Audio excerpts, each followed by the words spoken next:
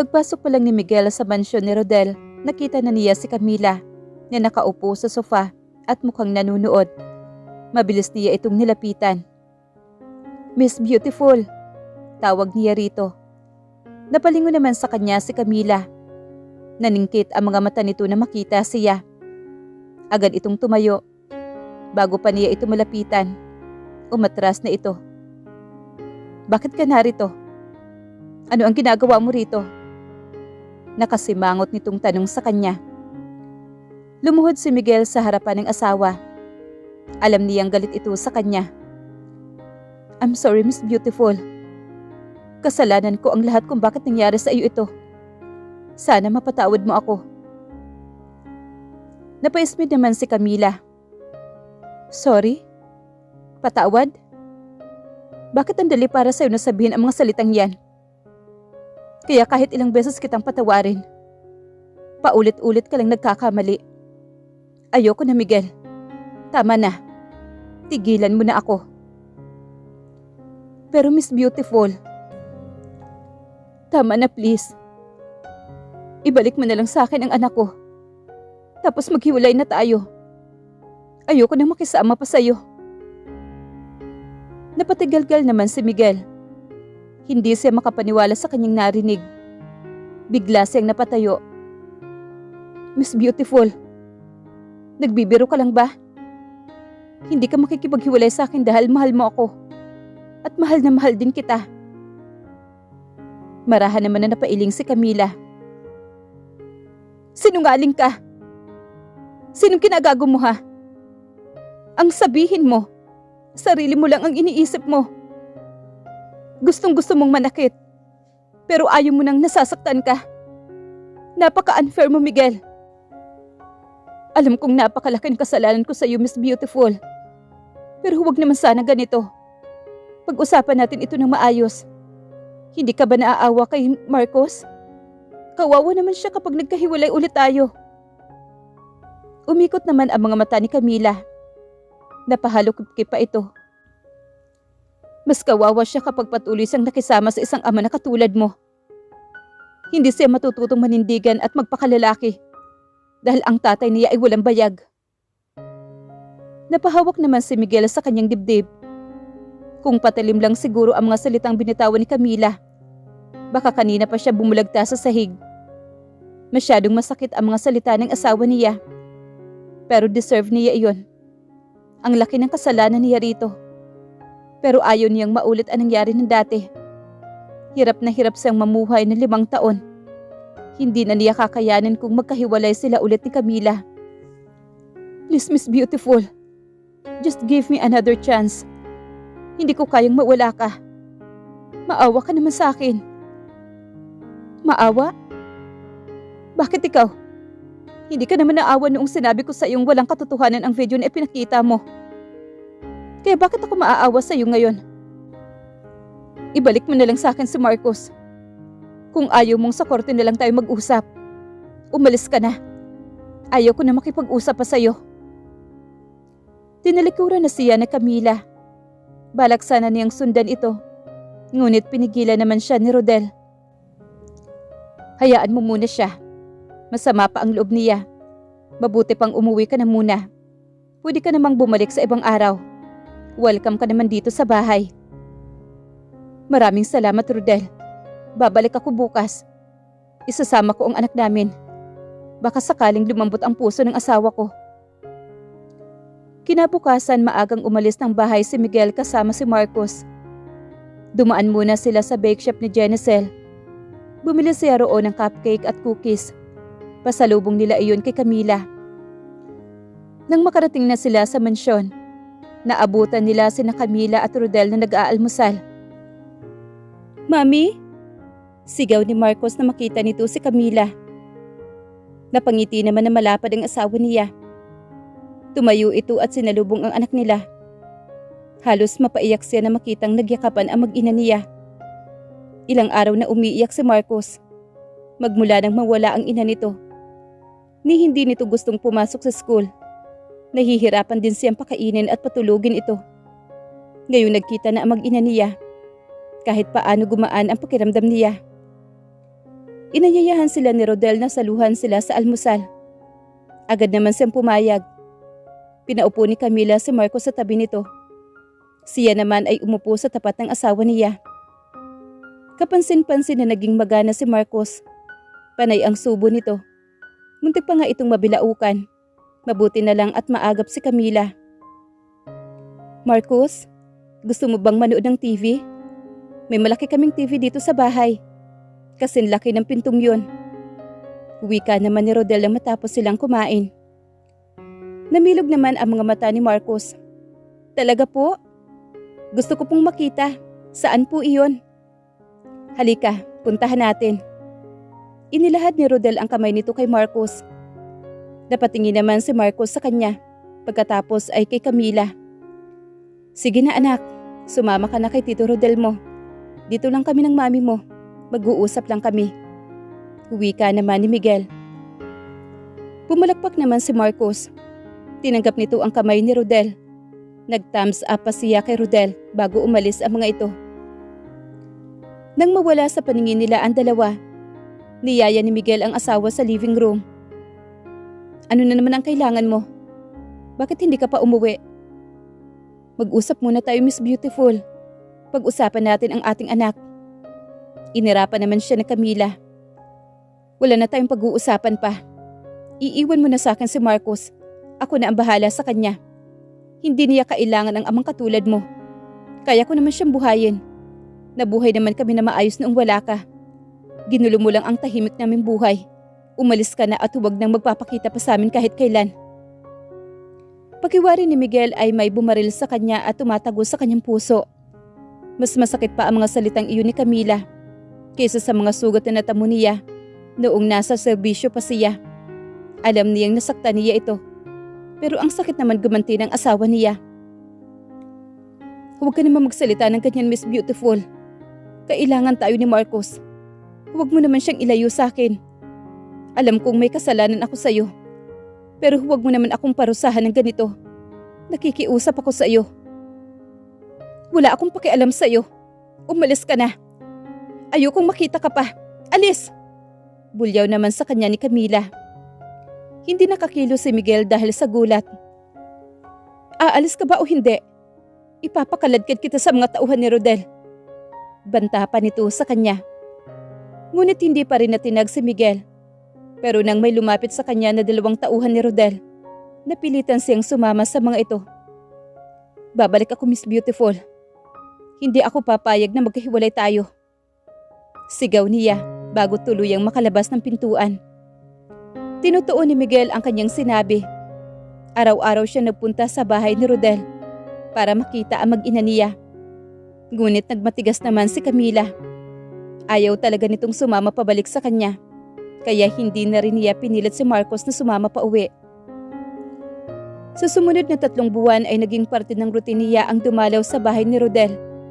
Ngunit ng umagang iyon ay nagtaka siya nang hindi madatnan sina Camila at Marcos. Maging si Rodel ay wala rin. Saan sila pumunta? Tanong ni Miguel sa katiwala sa mansyon. Naku sir, inihatid ni si Rodel si Ma'am Camila at Marcos sa airport kanina. Airport? Bakit? Saan sila pupunta?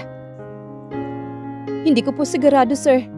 Ang narinig ko lang po ay pupunta sila ng Hawaii sina Ma'am Camila at Marcos. Muntik nang mapahiyaw naman si Miguel sa kanyang narinig. Nagmamadali siyang sumakay ng kanyang sasakyan at pinasibad ito papunta sa airport. Ngunit sa kasamang palad, hindi na niya naabutan ang mag-ina niya. Tanging si Rodel na lang ang dinatnan niya. Saan pumunta si Camila? Bakit hindi mo malang sinabi sa akin ang tungkol sa pag-alis nila? Napailing naman si Rodel. Sa Hawaii sila pumunta. Kinausap niya ako na huwag sasabihin sa iyo ang kanyang plano. I'm sorry bro. May usapan rin kami ni Camila. Kaya hindi kita binalaan. Kung wala lang kaming napag-usapan, sa iyo sana ako kakampi. Dahil alam ko namang mali ang desisyon ni Camila. Pero pasensya na bro. Tinapik pa ni Rodel ang balikat niya bago siya nito nilagpasan. Nilingon ni Miguel ang bagong kaibigan. Rodel, Sinabi ba ni Camila kung kailan siya babalik? Napakamot naman ang kanyang batok si Rodel. Sorry bro, pero ang sabi ni Camila, hindi na raw sila babalik sa Pilipinas. Naghihinang napakapit naman si Miguel sa pinakamalapit na upuan. Parang bumagsak ang kalangitan sa kanya. Paano maaatim ni Camila na iwanan siya mag-isa? Paano na siya ngayon? Hindi niya kayang mabuhay na mag-isa. Miguel, are you okay? Nag-aalalang tanong ni Rodel nang lapitan siya nito. Rodel, sabihin mo nga sa akin kung paano ako magiging okay ngayon. Nawala na ang mag-ina ko. Napahugot ng malalim na hininga naman si Rodel. It's okay bro, hindi ka nag-iisa. Kahit ako, hindi ko rin alam kung saan hahanapin ang mag-ina ko. 3 months ago, bakit mo pinapunta rito si Miguel? Usisa ni Camila kay Rodel. Gusto ko raw niya makita. Ang totoo, kinuha na niya sa akin ang wedding ring mo. Napabuga naman ng hangin si Camila. Hindi na mahalaga sa akin kung nasaan man ang wedding ring na yon. Ano pa bang halaga ng singsing kung iyong mismong kasal namin ay hindi niya pinahahalagahan? Himutok naman ni Camila. What do you mean by that? Hindi ba niya nasabi sa iyo na naghiwalay kami dati pa? May naihanda na siyang divorce papers noon. Pero bago pa maiproseso yung papel, pinili ko na lang na umalis. Nakakainsulto namang masyado kung hihintayin ko pang paalisin niya ako sa mansyon ng mga magulang niya. 5 taon kaming hindi nagkita. Nagkita lang kami noong kasal ng kaibigan namin. Nagkataon kasi na groom ay kaibigan niya. Napatango naman si Rodel. Tapos ano nangyari? Nagkabalikan kayo dahil sa anak ninyo? Parang ganoon na nga. Pinatawad ko siya. Kahit nag-aalangan ako. Tapos biglang lumabas yung scandal video. Ni hindi niya pinaniwalaan ang paliwanag ko. Basta na lang siyang nagalit. Ilang araw niya akong hindi kinikibo. Saka naman ako ipinadukot ni Honey at dinala sa'yo. Naguguluhan na nga ako sa nangyari. Bigla pa siyang sisingit. Napatitig naman sa kanya si Rodel. I'm sorry Camila. Akala ko kasi ikaw si Claire.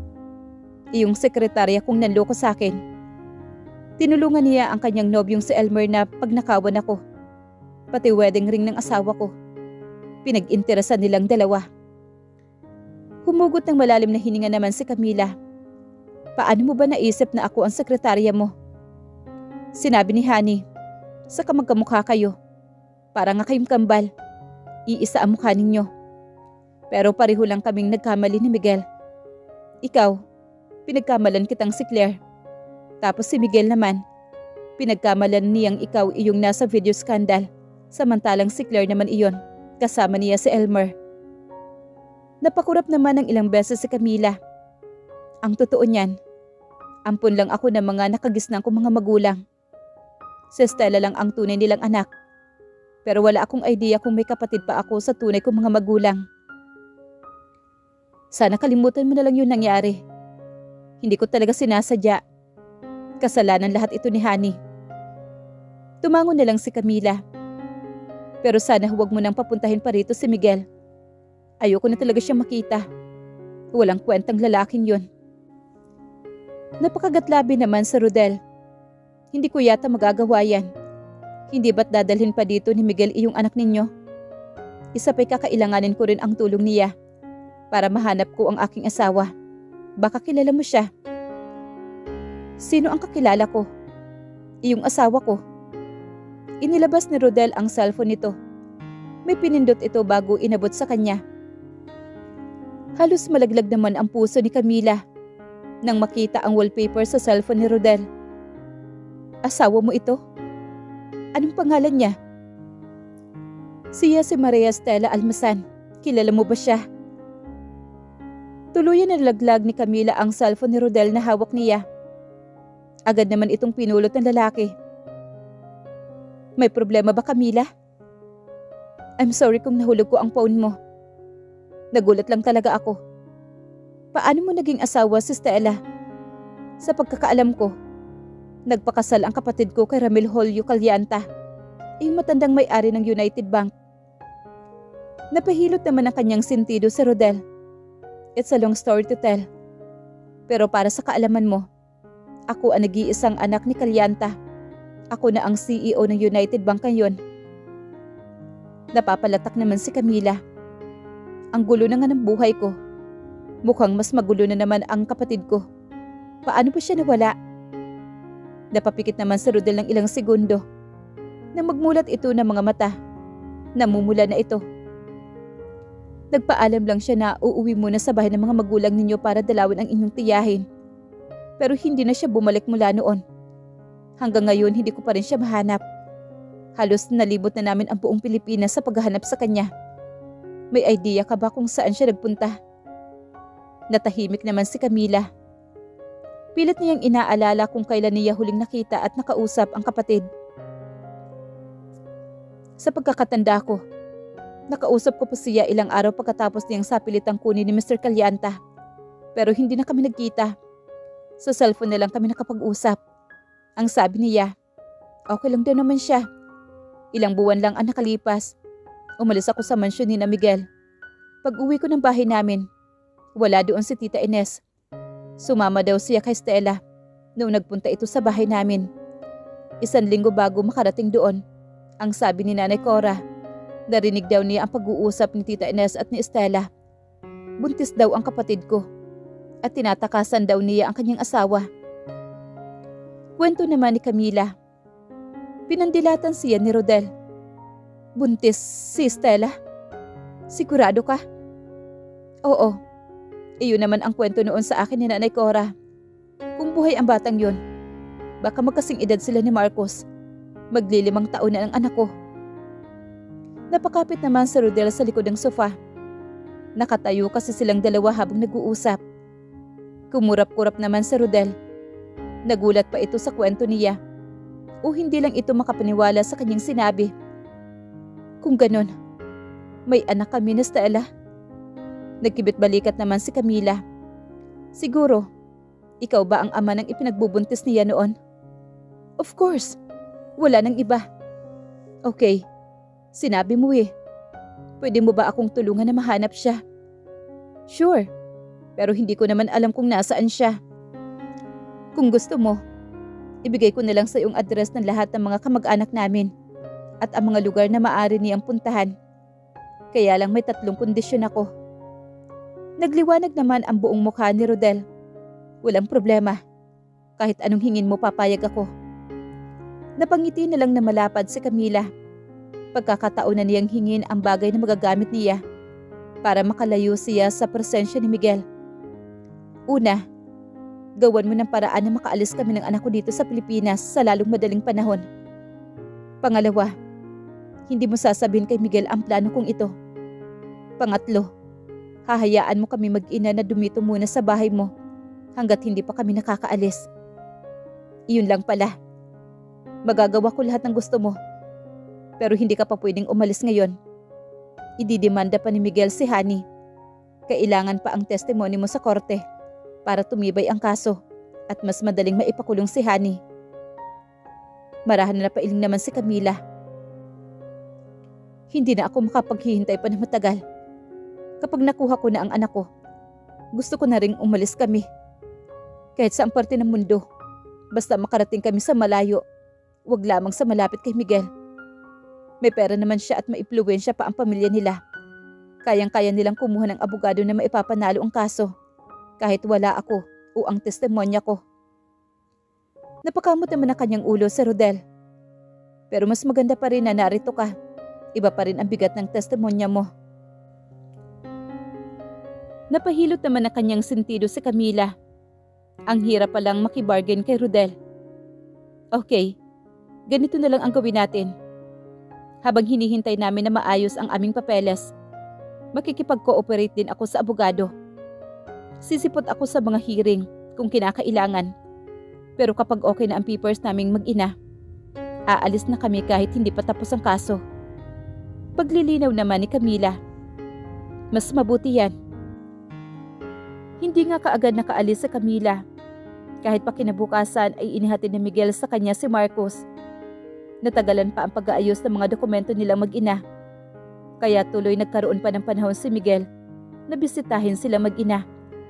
May mga dala pa itong pasalubong sa kanila mag-ina kapag dumadalaw ito. Pero ibinabasura lang ni Camila ang mga bulaklak na ibinibigay sa kanya ng asawa niya. Ang mga cake at iba pang pagkain na dala nito ay ipinamimigay niya sa mga maid sa mansyon. Si Marcos lang ang tanging tumatanggap ng mga regalo nito dahil nga mga laruan iyon. Ayaw na niyang magpauto pa kay Miguel. Nadadala na siya ng husto. Tama ba ito? Pinagbibigyan niya. Minsan noong tanggapin niya ito at bigyan ng pagkakataon dahil kay Marcos. Hindi na niya gustong maulit pa iyon. Katanghana nga ang tawag doon. Kung magpapaloko pa siya. Hindi pa naman siya mababaliw para hayaan lang ang sarili na maging tanga dahil lang sa isang lalaki. Pero tulad ng kanyang inaasahan, hindi na nila natapos ang paglilitis kay Honey. Naayos na kasi ang mga papeles nila mag-ina. Kaya naman 3 buwan lang ang lumipas mula na makipag-deal siya kay Rodel. Nakaalis na sila mag-ina. Ngunit kasabay ng kanilang pag-alis ay ang pagkadiscover niya sa isang katotohanang hindi niya inaasahan. Lumabas sa medical niya na siya ay 12 weeks pregnant. Hindi pumasok sa isip niya ang bagay na iyon dahil wala naman siyang palatandaan na naglilihis siya. Normal lahat sa kanya maliban sa katotohanang wala siyang menstruation magmula noong mapadpad siya sa piling ni Rodel. Hindi katulad noong ipinagbubuntis niya si Marcos na maraming palatandaan ng paglilihi niya. Madalas siyang nahihilo noon. Nagsusuka rin siya tuwing umaga. Gustong-gusto rin niyang natutulog lagi. May cravings din siya sa mga pagkain. Pero pagdating sa ipinagbubuntis niya ngayon, wala malang nagbago sa kanya. Hindi siya nahihilo o antukin.